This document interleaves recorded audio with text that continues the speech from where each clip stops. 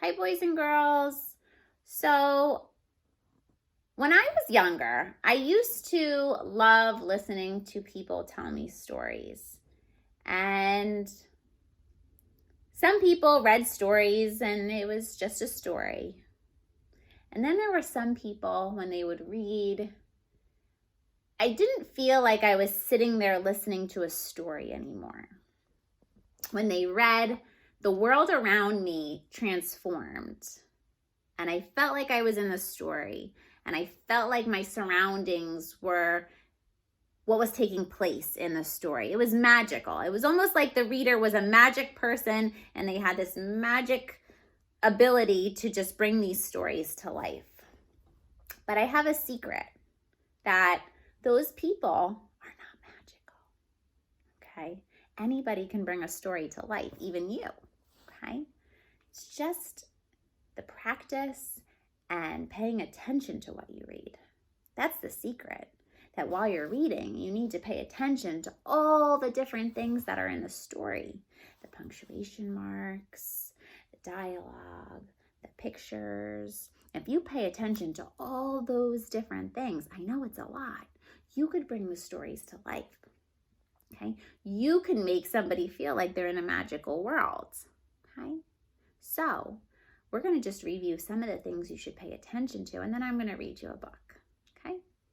So I mentioned it before, but I said the punctuation marks. So we have periods, and we have questions, and we have exclamation points, and all three of those things should tell you as a reader that you should be acting in a certain way or changing your voice, right? Periods are just statements. They're telling you things. But a question mark, you should raise your voice at the end. And an exclamation point, you should raise your voice either in excitement or if you're yelling, angry, you really have to pay attention to what the story is talking about. Use those picture clues to help you and change your voice to match that dialogue or that type of a sentence. Okay? But we also don't have punctuation marks just at the end of our sentences. We also have those punctuation marks in the middle of our sentences. Sometimes we have commas, and commas tell us that, we should take those breaths or those breaks while we're reading, a quick little break. Okay? You don't want to speed through what you're reading. They're there for a reason. Or sometimes we have those ... dots. Those are called ellipses, and those tell us that we need to slow down, that maybe something surprising is going to happen next. Okay. Let's see, what else? Oh, when you have dialogue is a type of a punctuation mark. They have those quotation marks around what is being said or the conversation. Now, sometimes you have to pay attention, or actually all the time, but the tag will be in the beginning of your dialogue, or it might be at the end of your dialogue. Those tags are whispered, yelled, shouted, cried, moaned, sighed, said, questioned. Okay? So there's lots of different tags, and depending upon what they are, you have to change your voice to match it. And sometimes, and I know that I do it quite frequently, I'll read it in a different voice. And when I get to that tag, I'm like, that didn't really work. That didn't go with what the text said.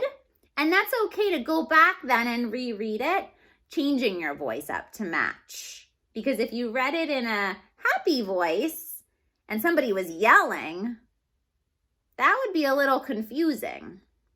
Okay, so sometimes you have to reread, and that's okay also.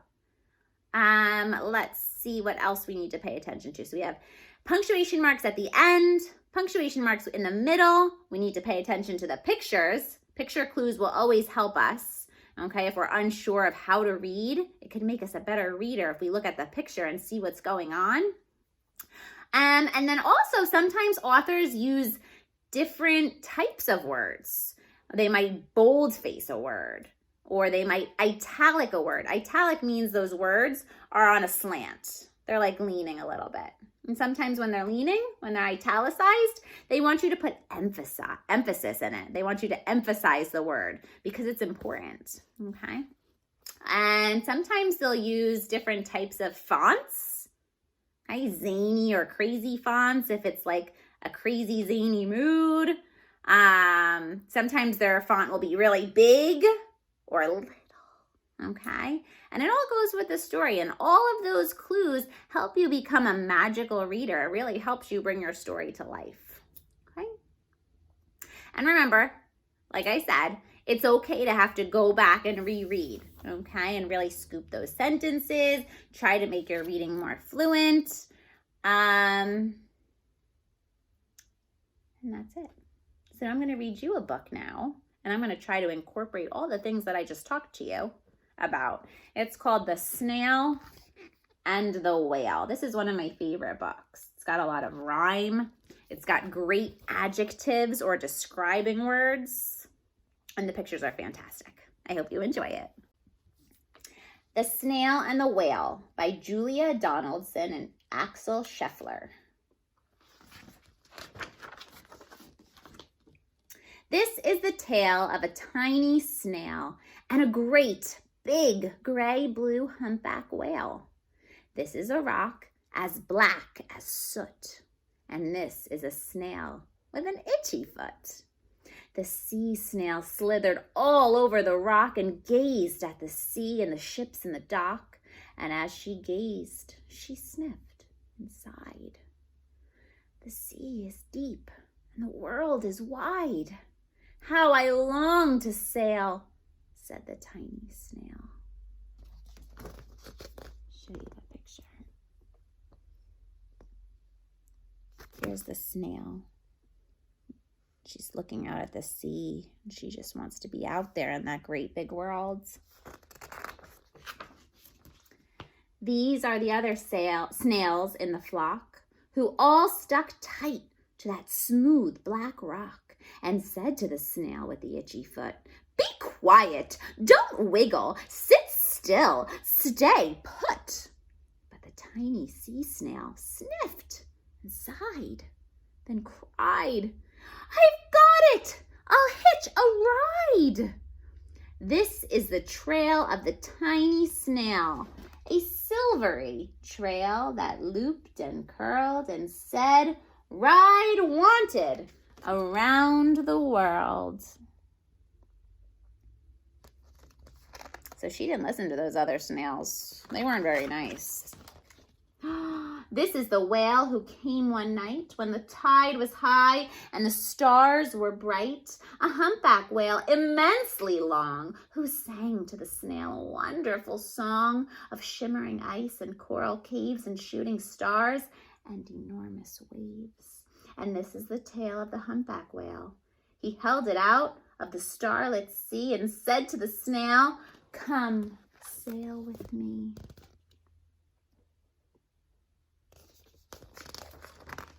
This is the sea so wild and free that carried the whale and the snail on his tail to towering icebergs and far-off lands,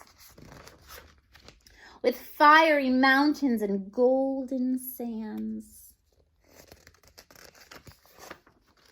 These are the waves that arched and crashed, that foamed and frolicked and sprayed and splashed.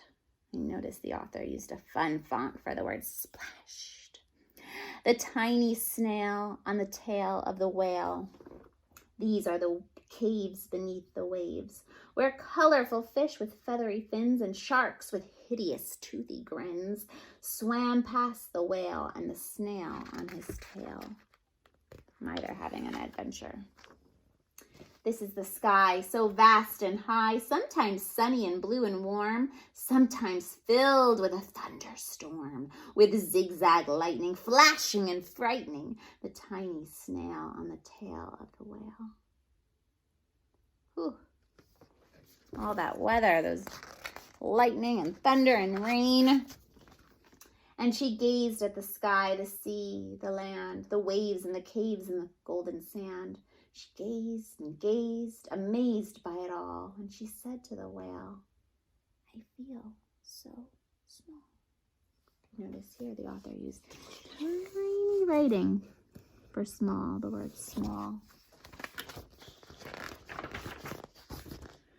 But then came the day the whale lost his way. These are the speedboats running a race, zigging and zooming all over the place, upsetting the whale with their ear-splitting roar, making him swim too close to the shore. This is the tide slipping away. Oh no. And this is the whale lying beached in the bay. Quick, off the sand, back to sea, cried the snail. I can't move on land, I'm too big, moaned the whale. So there, maybe I might go back and reread that one, moaned the whale. Usually when you moan something, you're not really happy. You're like, oh, I can't move on land, I'm too big, moaned the whale. The snail felt helpless and terribly small. Then, I've got it, she cried, and started to crawl. I must not fail, said the tiny snail. Okay. This is the bell on the school in the bay, ringing the children in from their play. This is the teacher holding her chalk. Now here I'm going to use the picture. The teacher doesn't look very happy here. She looks like she's yelling at them, telling the class, sit straight, don't talk. This is the board as black as soot, and this is the snail with the itchy foot. A snail! A snail! The teacher turns pale. Look, says the children, it's leaving a trail. This is the trail of the tiny snail, a silvery trail saying, save the whale. These are the children running from school, fetching the firemen, digging a pool, squirting and spraying to keep the whale cool. Everyone's helping the whale. This is the tide coming into the bay, and these are the villagers shouting, hooray! As the whale and the snail travel safely away. Back to the dock and the flock on the rock, who said, how time's flown, and haven't you grown? And the whale and the snail told their wonderful tale of shimmering ice and coral caves and shooting stars and enormous waves, and of how the snail, so small and frail, with her looping, curling, silvery trail, saved the life of the humpback whale. Then the humpback whale held out his tail, and on crawled snail after snail after snail. And they sang to the sea as they all set sail on the tail of the gray, blue humpback whale. So in my book, I found a lot of punctuation marks, exclamation points, and ellipses. I saw different fonts. I saw a lot of different dialogue tags that made me change my voice. I even had to go back and reread because I read in the wrong voice, and that's okay. I used picture clues to help me. And that's really it. So that's what I want you guys to try to remember when you're reading your books. It's okay to reread your book several times to become an expert at it and try to make it magical, okay? The only other thing I wanted to share with you, and this is a little bit different, is just touch on the genre and a lesson. So again, this is a fiction book. This isn't something that really would happen, okay? So it is fiction fake, but it's a great fiction book. It's not realistic fiction because, again, snails don't talk and whales don't talk, and it's just things like this would not happen. So it's just regular fiction fantasy. And the lesson, though, that can be learned is even if you are small, you can do great things, right? The snail was so worried that he was so small and the world was so big, but in the end, he ended up helping out the very big whale. He was very important. So remember that just because you might be small doesn't mean you can't do anything, okay? I hope you enjoyed the book, and remember all those good reading habits I just shared with you.